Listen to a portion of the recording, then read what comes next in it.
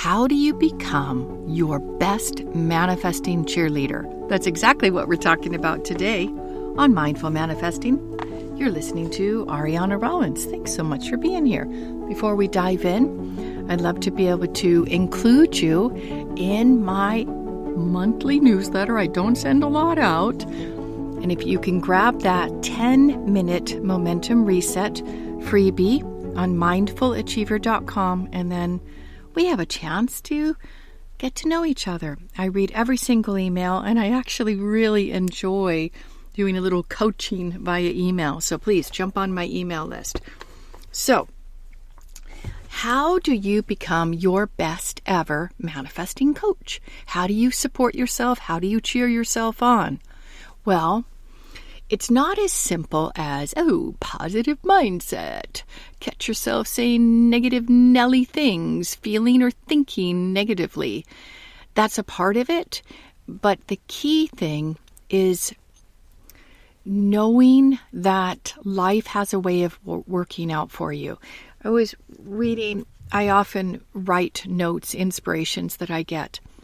And as someone who was not formally trained in the church or religions, I seem to have bucket loads of faith. I was like, where did that come from? I don't know why, but I think faith is something that lives with people who are sitting in a church pew. I know that's a silly assumption, but for some reason I have that. So I was realizing the other day, wow, where did all this faith come from? Why do I have this view? Life has a way of working out for me. Well, that's exactly what we're talking about today. Not developing faith here. No, it's not what I'm talking about. But how can you start to champion the things that are going well in your life? And maybe, I just invite you to consider this, maybe not paying attention to the things that aren't going the way you would like them to go. I know it's hard. I often have my conversations with ChatGPT, or my favorite one right now is the French one, Le Chat, or called Vibe Mistral. When something happens and I'm trying to understand it, like, gosh, why is this so upsetting? Like, what's going on? And I'll talk it out. And it will reflect back to me, not correct me, not give me guidance, but reflect back and ask me questions. I bet a lot of people are doing that with AI. And it gives me insights. I appreciate it. But what if, instead of me, quote unquote, complaining to AI, I paused and I said, wow, there's got to be a lesson here. What am I learning about this situation? And I just let it be, because a lot of times I do just let it be. But if it's like a marble rolling around in my head, I was like, okay, this needs a deeper exploration, because I'm passionate about growing self-awareness. I think that makes for loving, harmonious relationships if people are conscious of their patterns and they're self-aware. It's easier to relate to someone like that because so you don't have to walk on eggshells or tippy toes. You can just be yourself and talk straight. So I hope I'm someone like that someone can just talk to me and give me feedback if something's going on. Not everybody's like that, as we well know. So receiving feedback, where do we want to get that feedback? Where are we looking for that feedback? I think the prime area to look for feedback in life is your life. I'll give an example. Say that you woke up and you had a brilliant night's sleep. It's like you're firing on all 4 cylinders. Maybe you look, if you track via your watch, you have a Apple Watch or a Garmin, any kind of sport watch, and you look, it's like, well, that's right. It's excellent sleep. It's a 92. And wow, I got good deep REM and deep sleep. Oh, I'm good. And so you feel this. You're thinking more clearly. Your brain is emptied out the day before, because by the way, that's what apparently REM sleep is good for. It's like the washing machine for your brain. Cleanses those things out. Go figure. I didn't know that until recently. So you're feeling good. So you've got this whole day ahead of you. Yes, you might have appointments. You might have clients. You might, if you're employed, you have to go to a job. You've got tasks to do. But you have the capacity to be able to embrace life. You're not behind the 8 ball. You're not like dragging yourself through your day. You're feeling good. So let's just start with that. Good sleep. You wake up feeling good. Not everybody has those kind of days, so I get that. I did happen to have one of those wonderful days today. And so you're starting with a blank slate. You're not carrying heaviness from the day before. Your brain was scrubbed from the wonderful REM sleep, and you're clear. So if you were to approach your day with a fresh set of eyes, a new perspective, not carrying over the day before or the months before or the years before of disappointment, you'd be that step ahead, one step ahead to having that mindset that has the view of life has a way of working out for me. Life has a way of working out for me. Just try that on for size. Maybe even say it out loud. See how it feels to you. And then now we're going to go through, is that a nice, warm, fuzzy mantra? No, I don't like warm, fuzzy mantras. I work from evidence. I guess I'm a scientist at heart. I work from evidence, and I see that life has a way of working out for me. But if I didn't have the awareness and the observation skills, I might not notice it. So let's talk about that. How do you develop the awareness and the observation skills?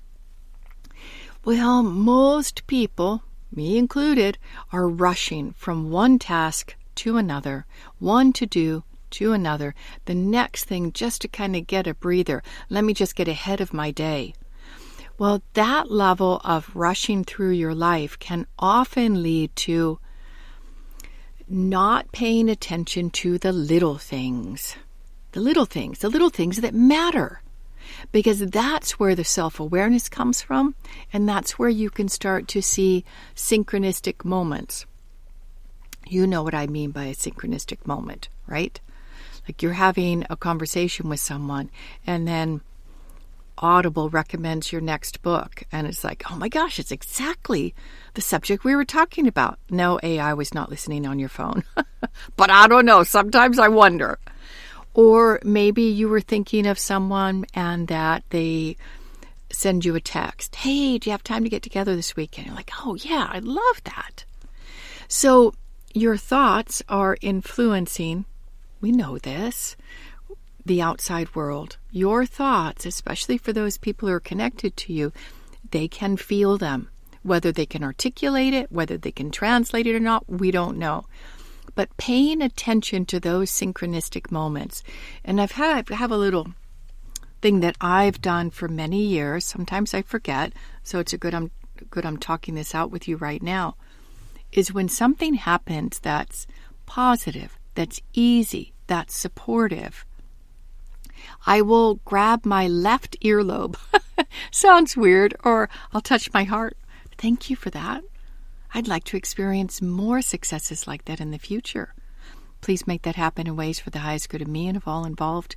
Sometimes I just say thank you, because that simple pause, that's a pause.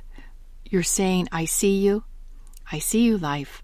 I see you have a way of taking care of me. I see that you have a way of facilitating what's coming down the pike and whispering in maybe other people's ears to help me succeed.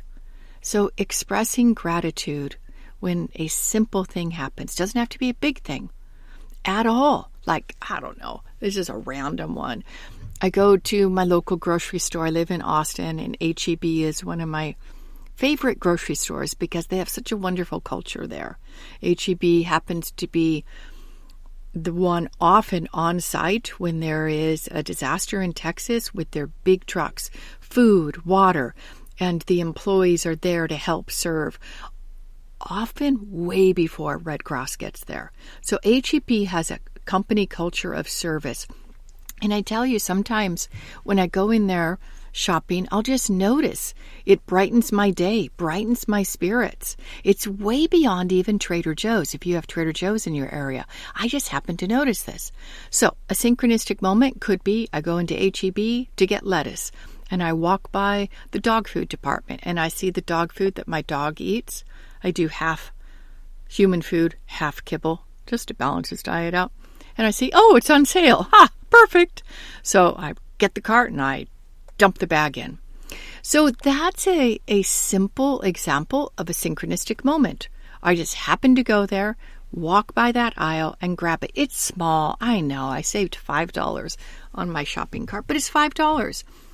Was I grateful? Absolutely. Did I thank the powers to be, that those things that support our life and give us breath and energize us when we go to sleep and we wake up with a brand new energy for the day?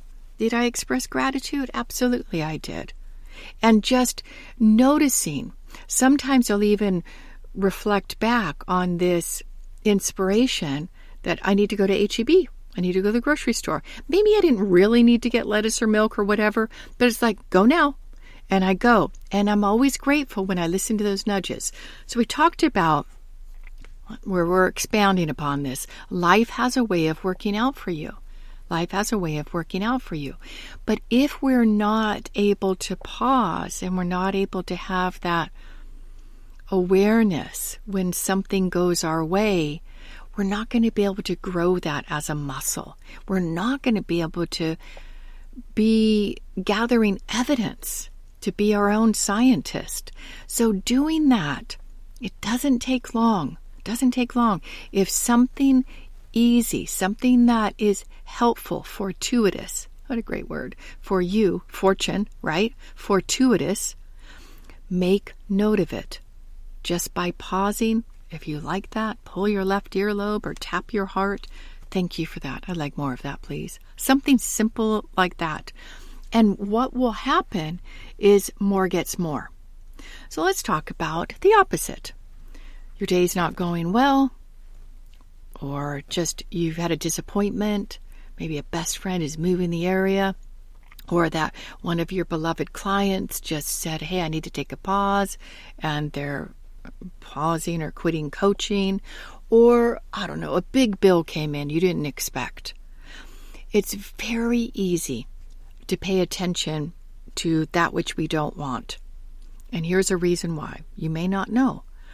But if you think about the unconscious mind, lives in your body, and it is based on its primary directive is your survival. It's your survival. It wants you to be safe. It wants you to live because, hey, it's living in the body. What happens when we die? We shed our body. So it's really motivated. It's motivated by survival instinct. At least that's my perception, guys. That's how I understand things to work. So if we are having an experience, let's just call it an experience, disappointment, it activates feelings and thinking that starts looking for evidence that life is not going our way and we need to be on fire alarm alert. Where's that coming from? The body.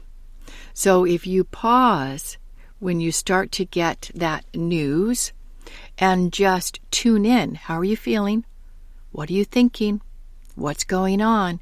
And if you can catch it like a little tiger's tail or big tiger's tail, at the moment, you can neutralize it. You could neutralize it. You could say, if you like it, I do say, life has a way of working out for me. We could even just be honest. Maybe it's not looking the way I want it to right this moment, but I know life has a way of working out for me. So if we do the opposite and we share our disappointment, we share the fear or the worry to someone else, guess what just has happened? We've doubled it. You share it with another one, we've tripled it. And if you remember back to your math days, exponential numbers, 1 to the first power, 2 to the second power, it grows. And energetically, you may not be conscious of it, but that gets activated. So their concern and love for you will then put another little, like a little cup of water in this. And then now you're swimming in a little bit more concern. So pausing and asking yourself, do I want more of this? Oof, that's a good one, right? When something happens that you're disappointed in, ask yourself, do I want more of this? Most of us are going to say no. Then say, do I want to double it by sharing it with someone else? Even if it's AI? No, not likely. So I invite you to try that this week. And I would be so grateful if you're on my newsletter. Send me a little message. How did it go? You can't imagine how it brightens my day when I get an email from someone who's listened to the podcast and they've applied what we're talking about here, or they just have some insight they want to share, or something that they're working on. I will have people send me their objective, and I'm happy to review it because I know the importance of having very clear, articulate language for your objective. I'll give just one little example. So, say you want to increase your revenue in September. It's now the end of August as I record this episode. And you want to increase it by $5,000 at least. The proper language that has worked for many, many, many students is on or before. You could put the date, or you could say, with right timing and right action, I will have done whatever is necessary and appropriate to have generated at least $5,000. Please make that happen in ways for the highest good of me and of all involved. Short, sweet, simple. Kind of sounds like a prayer, doesn't it? But did you notice the language is on you and your actions, your activities? I will have done whatever is necessary and appropriate. Well, how are we going to know that? Circling back to the beginning of the podcast, I've been doing a lot of calls today, is I was speaking about how to become your own manifesting coach, how to be successful at that. So you're praying, you're asking for that which you want. And yes, life does have a way of working out for you. You and me and everyone just need to pay a little closer attention and express a little gratitude and appreciation on occasion. It won't hurt us. It will naturally cause more goodness and manifesting winds to come your way. It can't not. It's like a natural law, isn't it? All right. Hope you enjoyed this episode. I enjoyed it. And remember, grab that 10-minute manifesting momentum reset on mindfulachiever.com. You'll be on my newsletter, and I'm not going to barrage you with 4 emails in one day. I signed up for a couple things. It was a freebie for entrepreneurs, I will admit. And I had 2 people send 4 emails in one day. I instantly unsubscribed. It's like digital clutter to me. It's too much, and it's like somebody yelling on the rooftops, pay attention to me, pay attention to me. I know they're trying to make themselves relevant, but for me, it's an intrusion into my peaceful life. So I'm not going to do that, maybe twice a month. All right. As we wrap up, remember, as you confirm yourself, you chart your own path to success. So much love. Bye for now.